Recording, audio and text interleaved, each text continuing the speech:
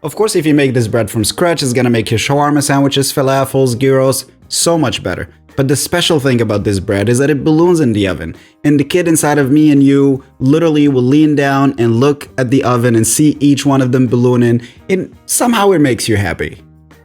And that's why we're doing it today. We start with 400 grams of all-purpose flour,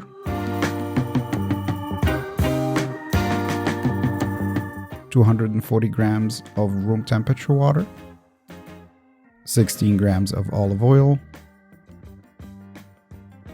7 grams of sugar, 7 grams of salt, and 7 grams of instant dry yeast.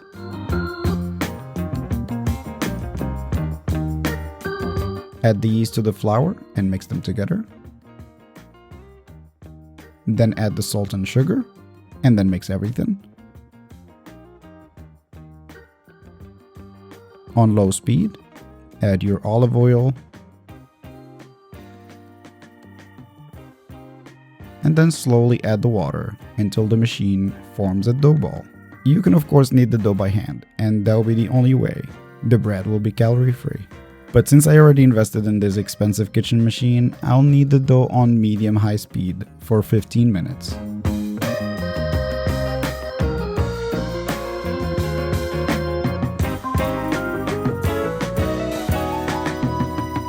The result should be an elastic dough that is slightly sticky but easy to work with. Make sure you spray the bowl and the working surface with some baking spray. Then spread your dough and then fold it in and close it. Flip it and gently roll it between your hands a couple of times. And then grab it and fold it into itself.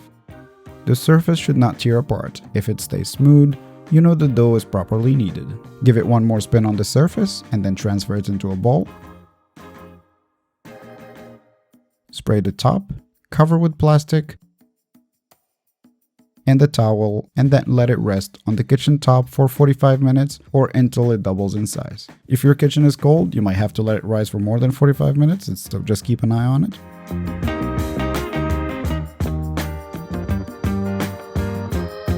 Now that my dough is ready, I'll spread it, fold it, and spin it again. Then I'll weight it and divide it into 8 equal sized pieces. If you are OCD like me, this will be so satisfying. By the way, I'm using the same plastic sheet for this entire recipe, so reuse before you recycle. Now take each piece of dough, flatten it and pinch it shut, and then gently roll it against the surface with the palm of your hand, forming beautiful equal size dough balls.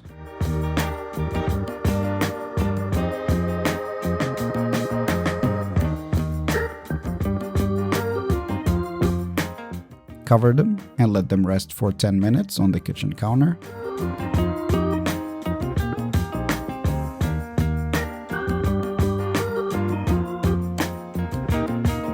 Then dust your work surface with flour.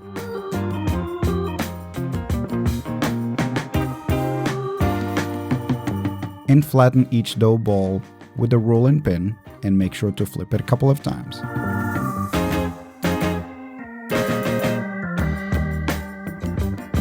You want them to be thin, but not to the point where they are transparent. You also don't want to stretch them until the point where they start tearing up.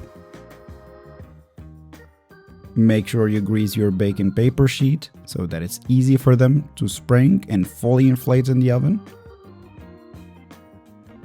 It's impossible to get them perfectly round, but if you go slow and steady, you should get some acceptable shapes. Cover them and let them sit for another 20 minutes on the kitchen top.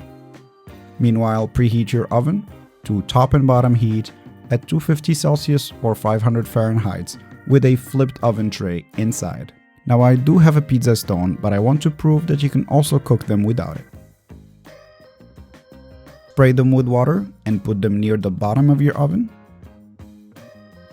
One important tip is to let the oven run for an additional 10 minutes after it gets to our cooking temperature. That would guarantee that the oven tray itself has reached that 250 Celsius or 500 Fahrenheit.